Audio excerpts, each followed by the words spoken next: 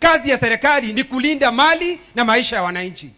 Juzi niliona uchungu kwa sababu kijana ambaye hana makosa, mwalimu, alitolewa Homa Bay akaletwa mpaka Central Police Station na akauawa pale police station. Hilo ni jambo linavunja moyo sana, kwa sababu sisi tulidhania maafisa wa usalama kazi yao ni kutulinda. Saa hile kipya tuna shida ya mambo ya usalama. Ukienda hapa Matigari watu wanauawa, ukienda Dhome watu wanapigwa wanauawa, ilhali serikali ikiongozwa na ambaye tunafikiria angefanya kazi muhimu sana, Deputy IG ambaye anaitwa Eliud Langat. We are saying, Your Excellency the President, Eliud Langat is supposed to be fired kwa sababu yeye ndio ameleta mambo haya ya kuua kijana wetu ambaye tunaita Omondi Kajwang. Hatutakubali sisi, tutakataa leo na hata milele. Nasema hii President, I have a few questions to echo, and first of all, this is the only chance I've gotten as a comrade to advise you that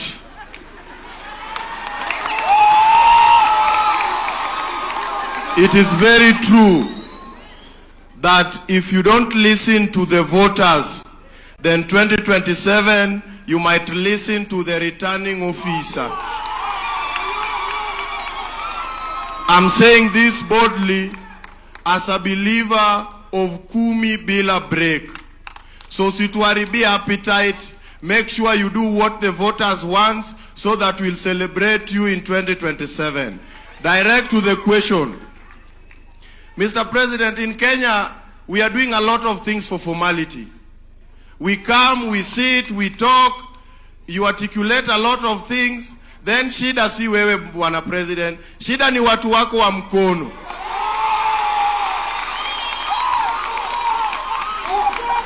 Bwana President, watu wanasema unatenga lakini hautengi. Shida ni watu wa mkono. Ita watu wako wa mkono kwa ofisi na uwapange.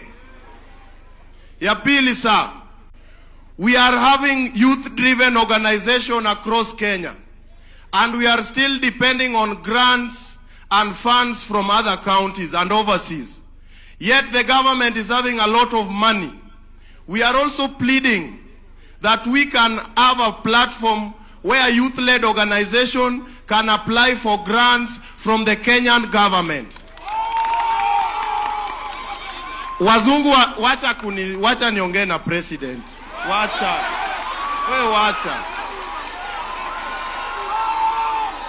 Bwana President, pesa iko kwa serikali yetu ya Kenya, and Kenya is very rich. Wazungu wanatuona kama omba. Yet there is a lot of money from the Kenyan government. If there are youth-led organizations that are doing youth programs, mtupe hizi pesa ili youth wapate kazi at the ground level. Ya mwisho Bwana President, mimi kama the Dean of Comrades, sisi tunaona umempower sana watu wa secondary. Unawapea free food primary hapo Nairobi. Unadhani sisi comrades tumeshiba?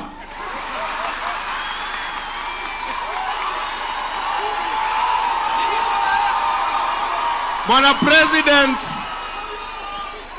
President, we are tired of dying in silence. Do something to the comrades across different universities. We are also starving. Ya mwisho kabisa, Bwana President, as I finish, I've tabled interest of everybody in this nation. It's now my turn to table my own interest, because this is the last time I have. Mimi nimetoka all the way from Uasin Gishu, nimekuja na pikipiki. Nikirudi wewe make sure umenipanga venye unapanganga watu.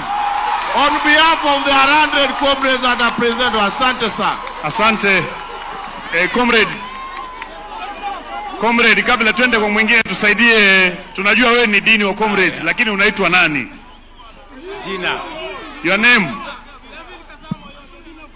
Aya, mungwana huyo jina nikusikie. Mimi naitwa Jevin Oyo Kasam. Kasa.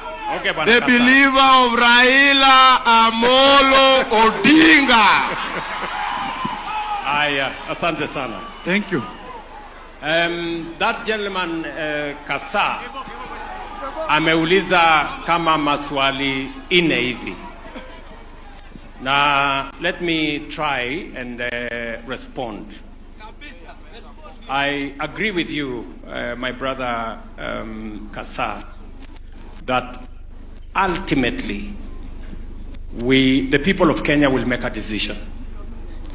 And the people of Kenya ultimately are the sovereign.